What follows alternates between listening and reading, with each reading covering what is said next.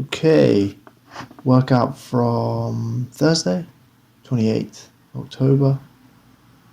Today we're doing dense, basically. Workout number 2, or our lower body at workout number 2. Start with RKP. Don't need any footage of that. Definitely don't need any footage of that. Barely need any footage of tibialis raises, but it's in there anyway. So yeah, 10 minutes of RKP as per all ATG lower body workouts. You can do it before or after, but I much prefer before, just to stick to the same program. And then tibialis raises. My tibialis machine, or this thing, is the only one you can get in England, or at least the only one I've found. And it's slightly different to the one that Ben Patrick uses. It's much harder. I'm only using 6.25 kilograms here, and as you can see, it's bloody difficult. But I use the force.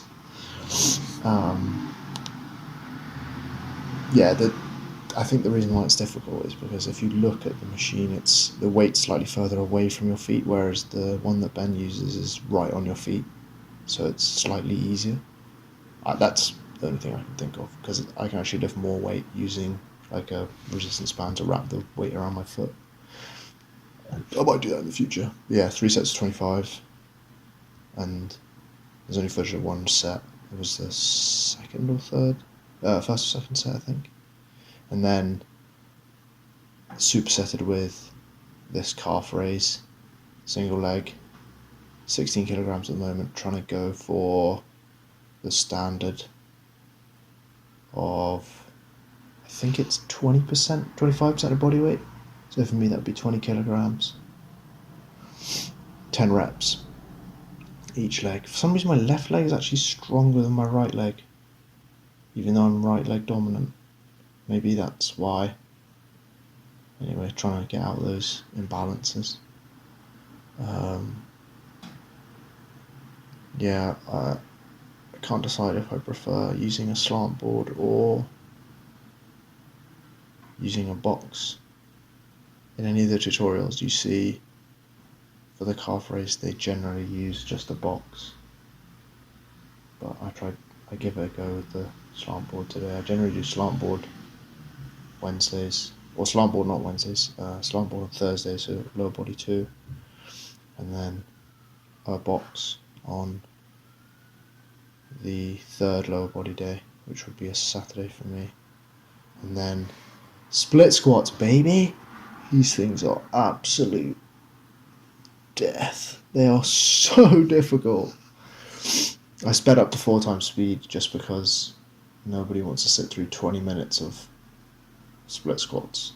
That's why it looks really, really, really quick and quite weird. I may not do 4 times speed next time. It looks a bit dodgy. It looks like the frame rate's bugging out, but oh well. It's done now.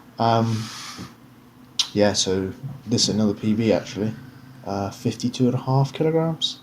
That's like 65% of my body weight. 10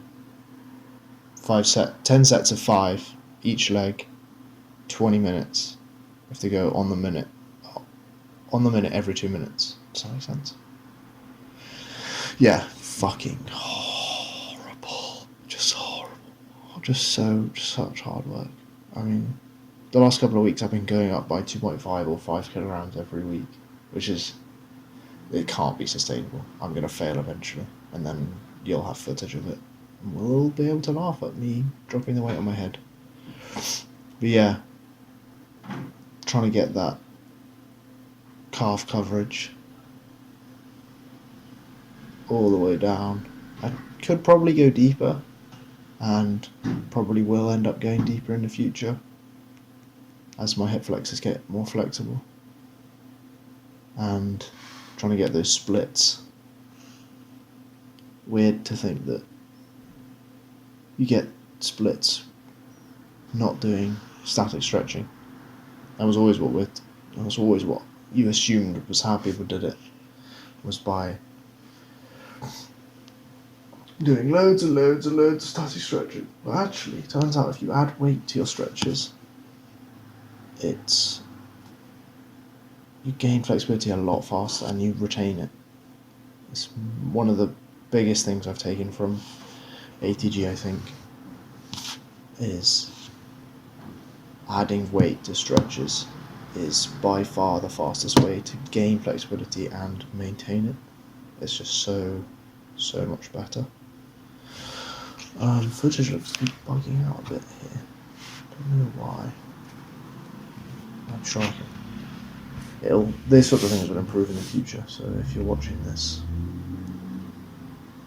if there's anyone watching this, don't worry, I'll figure it out eventually.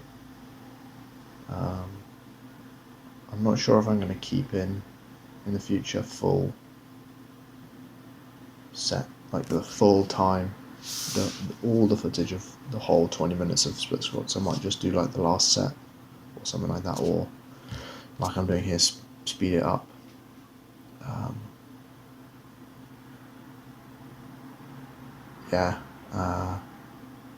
Going pretty well, this ATG stuff. There's a couple of standards I haven't got to yet. I can do this. So their standard is, I think, don't quote me on this, I think it's 50% of body weight, 10 sets of 5 split squats. The tibialis one's a bit difficult to stay with because my tibialis machine's slightly more difficult, so I don't know how that changes.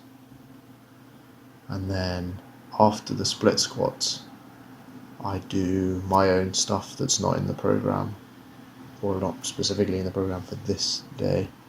I do Jefferson curls, splits, piriformis stretches, and weighted butterflies, just trying to open up the hips as much as possible.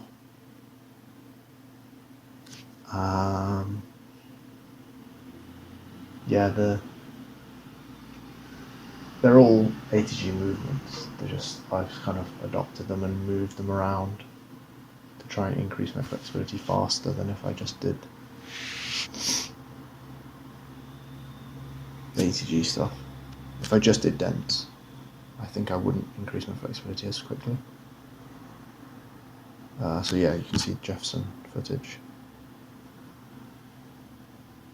I'm not sure if I prefer holding with the elbows. I think I did 2 sets holding it in the elbows, and then I did 1 set where I raised the slant board up in the air with a couple of boxes so I could hold it in my hands.